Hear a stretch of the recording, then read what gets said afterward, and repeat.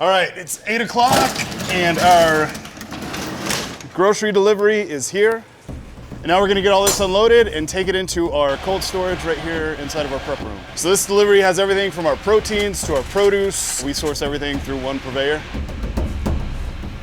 We got 35 cases of brisket coming in today. Some bacon, some pork ribs, some pork shoulders. We just brought in 8,796.92 pounds of brisket. It's a lot. That'll get us through about 3 days.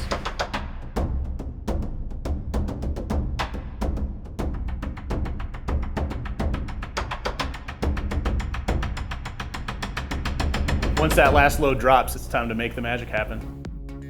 These briskets, we want them all to go on in a very consistently trimmed way because we also want them to be the same for our cutters when they get out to the block for service. We don't want them to have to be giving these briskets, big haircuts out there. We want them to be able to slice and sell as close to 100% of what comes off the pit as possible.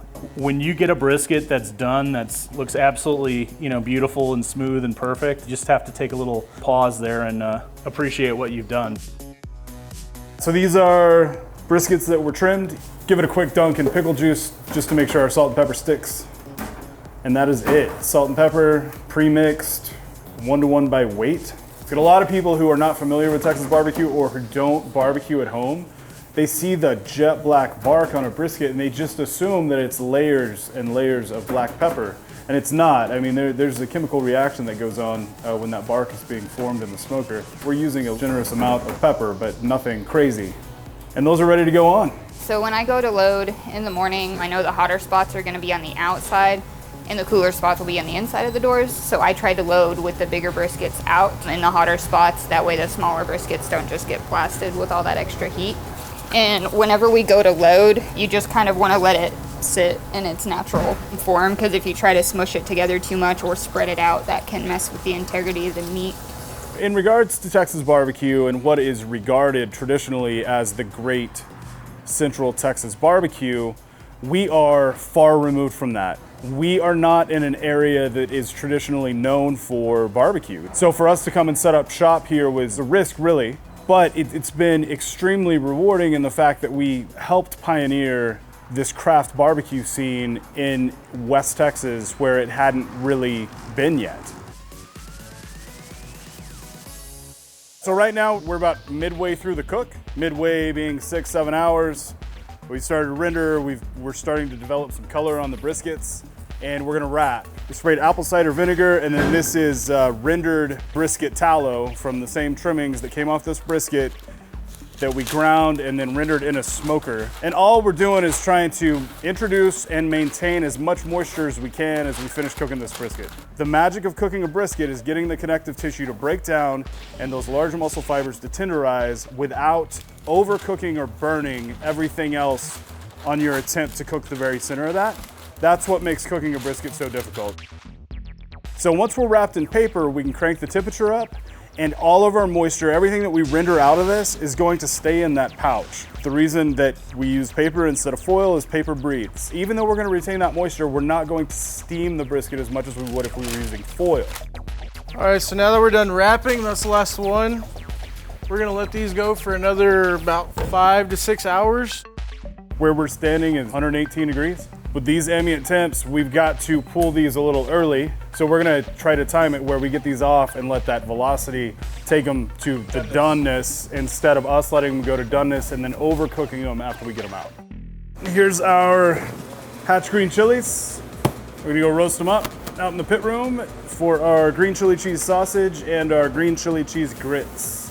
So this is just a pretty conventional chili roaster. I built this here, just kind of a fun little project. It's really just a big bingo hopper. So I'm from Eastern New Mexico. Growing up, every fall, people would be selling fresh green chili and have a roaster on site. That is all so nostalgic to me. I wanted to make sure that I was able to bring green chili into the fold as kind of a focal point of what we do. We're just gonna look, we're gonna watch the color, we're gonna start to see blistering, and we're gonna start to see a lot of char.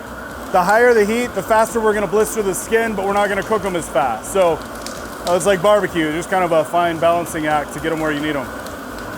And we're starting to get some good color on some of them, but The way the tumbler works, it just keeps things turning and keeps them all cooking pretty evenly. As these chili skins are cooking and blistering, they're actually starting to slough off a little bit, which is what you see here. Some of the seed pods or the ends of the chili may be getting caught in the steel, and then it's dumping some of that seed out, but it's not gonna affect the final product at all. We're gonna put them in a trash bag to sweat them out and kind of let them rest a little bit, the same as we would a piece of meat. I've done everything I can to substitute where we would use jalapeno or where jalapeno would be traditionally used. We use green chili, and I'm proud of that. And that's it, we're just gonna let those hang out. So right now I'm going in and doing a brisket check. These have been on now for about 12 hours. But right now I'm kind of going in and feeling which ones feel like they may be done. Like this guy, as soon as I picked him up, I could tell because that bend right there. And then as I actually feel it, I can feel everything else that's actually tender and the way we like to feel. So on this smoker, we have a few air gaps on these doors. So if I feel like one of them is moving faster than the others, I'm gonna move it towards the door where there's getting a little bit of fresh air inside the cook chamber. And so then I'll move the one that was out here inside because that one feels a little bit stiffer than this one. So as soon as I picked it up, again, it bent like that. And that's kind of a telltale sign right there. But right over here on this edge is still not quite done. So I'm actually gonna move this one over here where this outer edge is where it's cooler and this inner edge that still needs some work is towards the heat side inside. When that brisket goes out to the service line, it's been in this paper pouch for the second half of the cook plus the entire hold, and you see all of these renderings on the cutting block. So these are our green chilies that we roasted. They've been in this bag for about an hour, just kind of sweating. That's gonna help just even out their cook as well as make the skin a little bit more easy to peel. That whole entire box has shrunk down to this. We put these in and they were pliable and cooked, but there wasn't any moisture, but now like we've sweated out moisture in that bag. Like there's serious chili broth in here. It's delicious. It really is really good. That'll just go back into our diced chili. After cooking and sweating these, the skin, it just comes right off. You smell it, it's a bit sweet. It's not gonna be like an overwhelming sweetness, but definitely sweeter than a jalapeno would be. It's got a sweet and fruity fragrance to it, no doubt. We don't need a super uniform dice, just a rough chop. The majority of these are gonna go through the meat grinder anyway, which is gonna kind of determine their final size. So we'll finish peeling and chopping this, and then we're gonna go make some green chili cheese sausage in the cold room. Yeah, so we're gonna take our lean brisket trim, our lean pork trim, and a super basic spice blend of salt, pepper, paprika, garlic, and a little bit of pink salt. Now we're gonna add this pre-grind back into the hopper. We're gonna cut the green chili in and a little bit of the cheese, and then we're gonna run that back through the same grind plate, and after that, it will be stuff ready. If he doesn't layer the cheese here on the second grind, he's gonna have a really hard time trying to hand mix cheese into this grind at this point. Yeah, so now we've got the grind with the layered cheese, and that's going straight into the hydraulic stuffer. We're proud of our sausage, very much so. We don't have a history of Texas barbecue in Lubbock or West Texas in general, so to be able to do everything the way that we do it and make sausage in-house is very special and something that we're really proud of. We get much less exposure here in this region than the other joints do in the larger metroplexes throughout the state, and that's fine. That's not what it's about. It's about serving our customer and trying to do the best we can every day. But at the same time, we think our product is as good as anybody's anywhere. Once we make our sausage, we're gonna put that on a smoker and we're gonna cold smoke it. Now this isn't traditional cold smoke like you would think of salmon. To us, it means we're gonna cook at a much lower temperature than we would ever try to cook something. And what we're trying to do is get as much smoke and as much color on this sausage without rendering the hard fat that we ground into it. These links will get cold smoked for about two and a half hours. We're gonna take it into an ice bath with water and ice. Basically what we're doing is shocking the sausage link to bring it back down to a safe temp. Once it's shocked, we will then put it onto trays and put it back into the walk-in where it'll chill until we are going to use it for service. All we need to do now is lay it out on sheet pans and let it dry. This will be ready to cook hot and fast for service tomorrow or for the next 3 days. A St. Louis trimmed spare rib has been squared off to give you a more uniform, evenly cooking rib, where you should have 12 bones that are all fairly consistently sized. We season the top only with salt and pepper seasoning. In my experience, very little of the seasoning that would be put on the bottom is gonna make it to the plate. Pepper is expensive. People don't think about it. Pepper can be upwards of $10 a pound. We definitely wanna make sure that we're mindful of not wasting product there.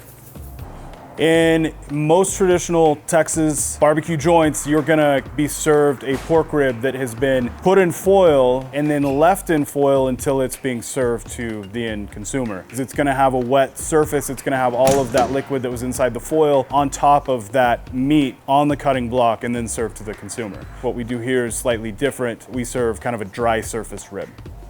In this day and age where everybody is doing such similar barbecue everywhere, little nuances here and there are things that we can be proud of.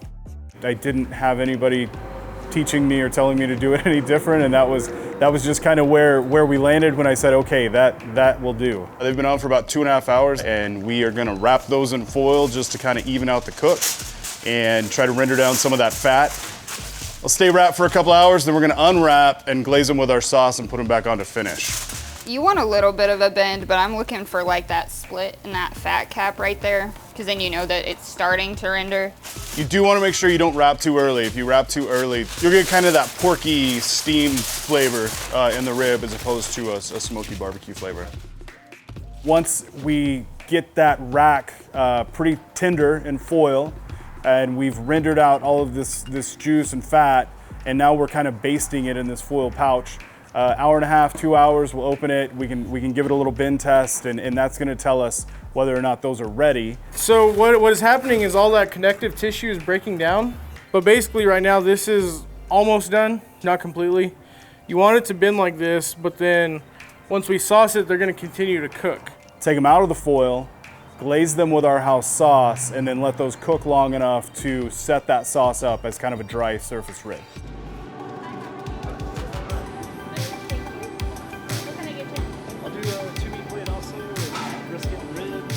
I got into barbecue as a backyard hobby in Tucson, Arizona. It was never about a food trailer or a restaurant. I just wanted to cook barbecue. That's all I wanted to do. And woke up one day and thought, this is what brings me joy. This is what I look forward to. My wife Mallory and myself kind of made a conscious decision that if barbecue is something that we want to pursue as a career, there's no reason for us to stay and do it 600 miles away from friends and family. And let's go to Texas, be close to family, do barbecue in a region that people appreciate it and know what it's about, really find out where we stand. We've been supported by the industry, by our local community, and everything else that have ultimately led to us being a recognized barbecue name throughout the state. The way that things have gone, I know I'm doing what I was put on this earth to do. Every day is a new challenge. Every brisket is a new challenge. The more I did it, the more I wanted to do it, to the point that, yeah, I don't know if I actually like cooking barbecue or playing with fire more, but they go hand in hand, and whichever one it is, I'm happy to do it.